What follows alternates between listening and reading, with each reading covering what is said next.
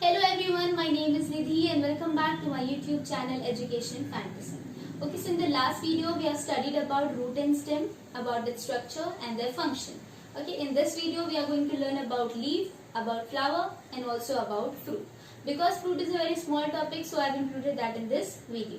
Okay, so let us start with the topic of the day. So we all have seen leaf, right? They are thin, flat, okay. They have different shapes and sizes, and they are light green to dark green in color. Why green in color? Because of presence of pigment called as chlorophyll, and chlorophyll is very important in the process known as photosynthesis. Because of photosynthesis, plants are able to prepare their own food. Okay, so this is known as function of leaf. Okay, this is about function of leaf. Okay, now we'll see the parts of leaf. Okay, that is the structure of leaf. Okay, so in the last video I've taught you that leaves grow from where? From the nodes. Okay, and nodes are present on the stem, right? Now in some leaves, okay, some leaves are either directly attached to the stem or they are attached to the stem by a stalk, okay, green color stalk, and this stalk is called as petiole. Okay, some leaves may have petiole, some may not have petiole. Okay, and at the end of petiole, that is the last part of the petiole, or at the base of petiole is called as leaf base. Okay, and at the leaf base are present small leaflets. Here you can see I have drawn small leaflets. Okay, green in color, which are green in color, and these are called as stipules. Okay, also some leaves may have stipules and some may not have stipules. Okay, now moving on to leaf margin. Okay, edge of the leaf, okay, that is this part, okay, is called as leaf margin. Okay, in some leaves, okay, the margin of the leaf may be entire.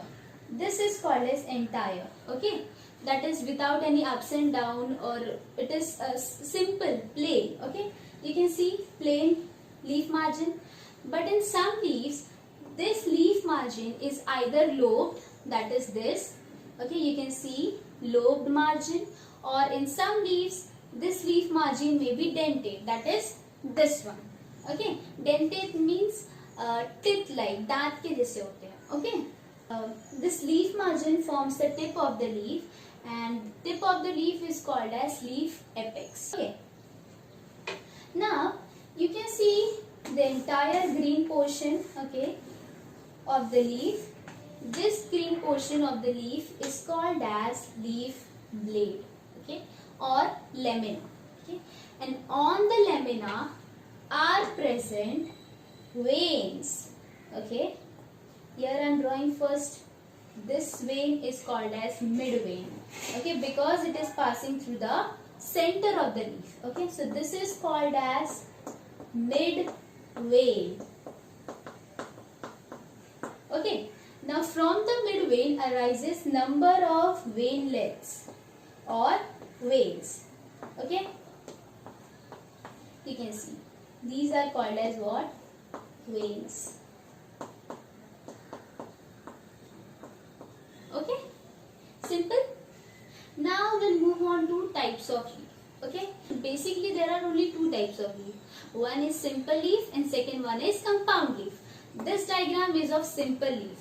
Simple leaves are those leaves whose lamina or leaf blade is not divided. Here you can see the entire lamina, okay, without no division. Okay, therefore such leaves are called as simple leaves. Whereas in compound leaves, the leaf blade is divided.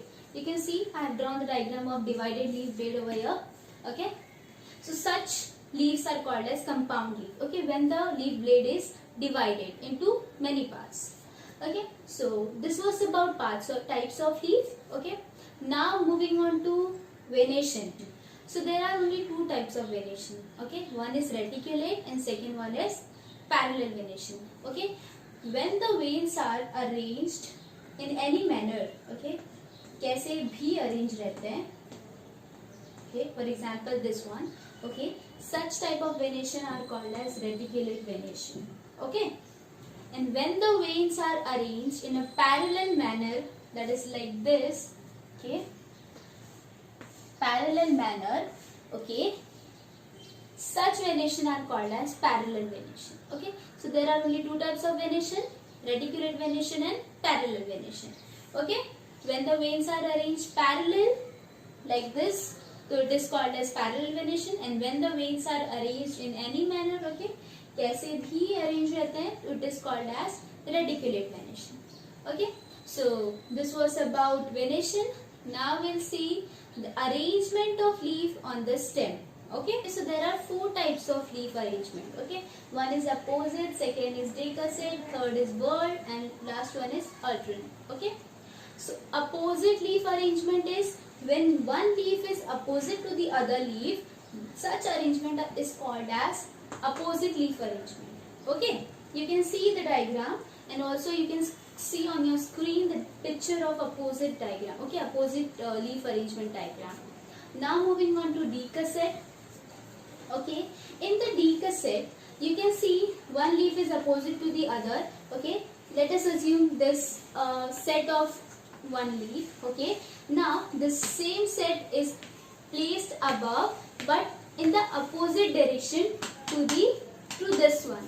Okay, so such arrangement of leaf is called as decussate arrangement of leaf. Okay, now moving on to whorled arrangement.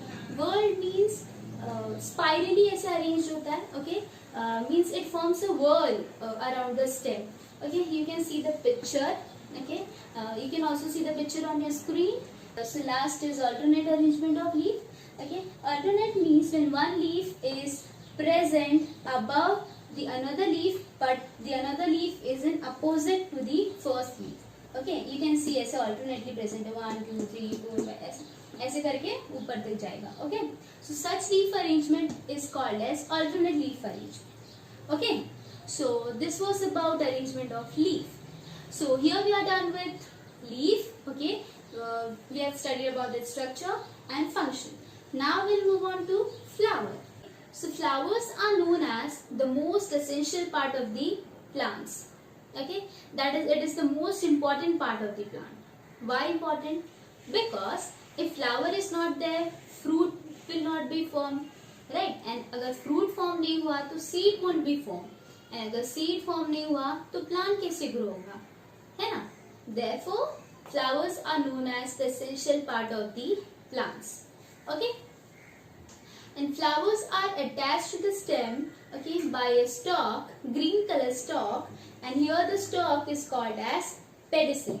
Okay, leaf was also attached to the stem by a stalk, but वहाँ पे stalk को क्या बोलते थे? petiole. But here the stalk is called as pedicel. Okay, and also you can see I have drawn a green colored leaf-like structures. Okay, these leaf-like structures are called as sepals. Okay, sepals protects the flower in its bud condition. Okay, and these sepals collectively called as calyx. Okay, here I have not mentioned this one. Okay, these collectively called as calyx. Okay, so this was about bud condition of flower. Now we'll see the flower. I have drawn a diagram of a dissected flower so that you can easily see all the parts of the flower. Okay, so let's start naming them. Okay, so these colorful parts which you can see is called as corolla. In short, you can say that corolla is made up of colorful petals. Okay, and different flower have different petals.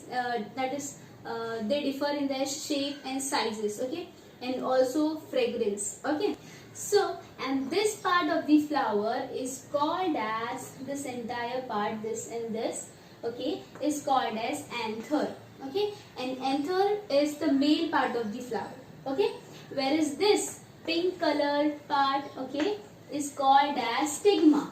Okay, and stigma is the female part of the flower. Okay, and stigma along with the style and ovary, it forms the female part of the flower, which is called as gynoecium. Okay, or these three together is called as carpel.